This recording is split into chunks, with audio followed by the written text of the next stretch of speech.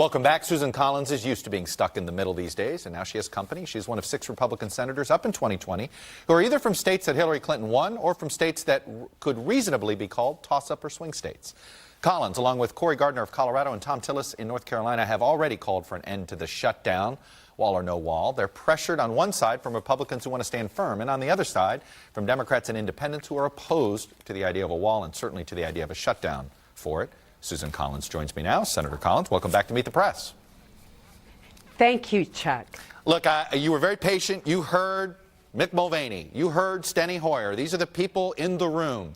Did you hear any hope? I'm always hopeful. I have never thought that shutdowns are an appropriate means of trying to achieve any kind of solution. This isn't a matter of one side or the other caving in. It's a matter of getting to a compromise, and that's a sign of strength. And it's important that we remember that real lives are being affected here. The 800,000 federal employees, dedicated public servants, who won't get a paycheck next Friday if this isn't resolved very soon. Is steel for concrete a reasonable compromise offer from the White House, in your mind? Well, I've always thought that the debate over what the physical barrier should be constructed of was rather bizarre. We do need to strengthen our border security. We know that 90% of the heroin is coming across the southern border, along with human traffickers and a lot of unaccompanied children. That's not good either. But we need to look at more than just a physical barrier. We need to look at more Border Patrol agents, technology, and other means as well. Let me ask you this. The Senate adjourned at 11 a.m. on Friday. You're not here in town, and you're not alone. All of Congress is adjourned for the weekend. You guys don't reconvene until Tuesday. Where's the urgency?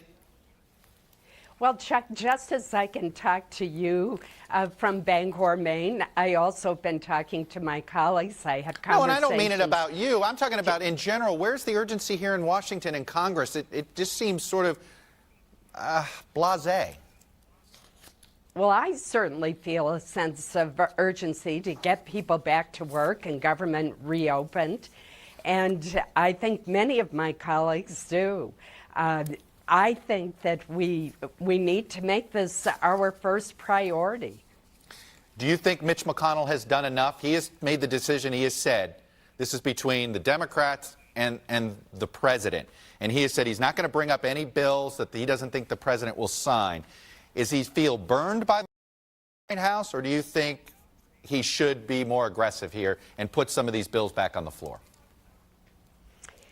Well, I can't speak for Senator McConnell, but I would like to see him bring the House-passed bills to the Senate floor. We could reopen much of government where there's no dispute over issues involving certain departments like ag, transportation, housing, interior. Let's get those reopened while the negotiations continue. But to be fair to Senator McConnell, the fact is that unless Chuck Schumer and Speaker Pelosi agree and the president agrees to sign a bill, we can pass bills, but they won't become law. So that's why I understand the point that Senator McConnell's making about these important negotiations that are, in fact, ongoing.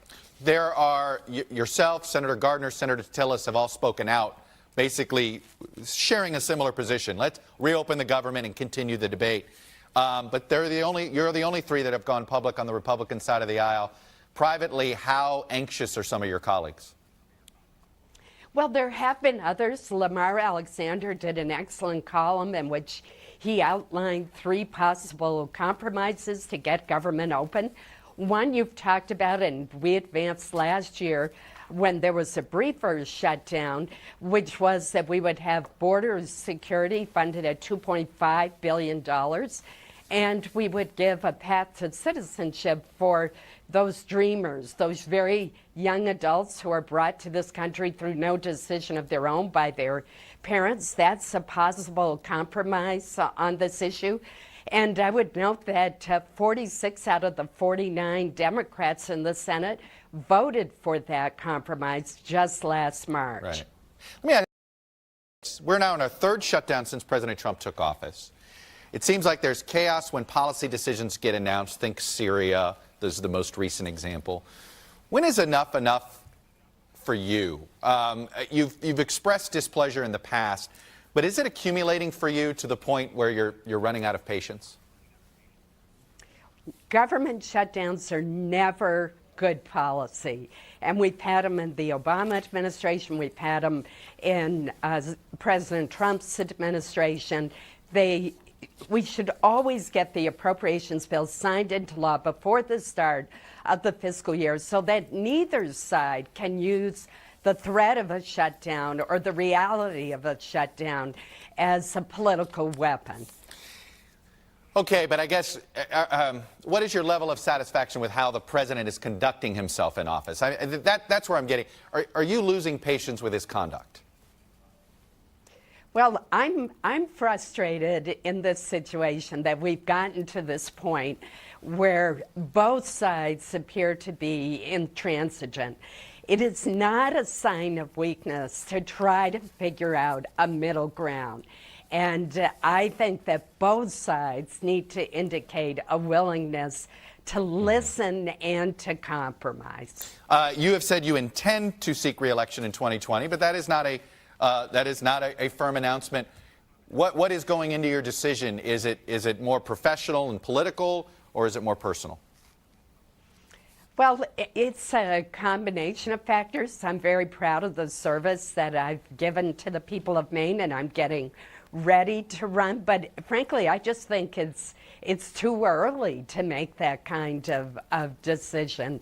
But I am getting prepared, and I'll make a final decision towards the end of this year. You know, It used to be that we used the off year to actually legislate and left the politics to the election year. And that's what I would prefer to do. Senator Collins, that happened. That's the last century these days. I hear you. I miss the odd year on policy and the even-numbered years on politics myself. Exactly. Anyway, Senator Collins, Happy New Year, and thanks for coming on and sharing your views. Much appreciated.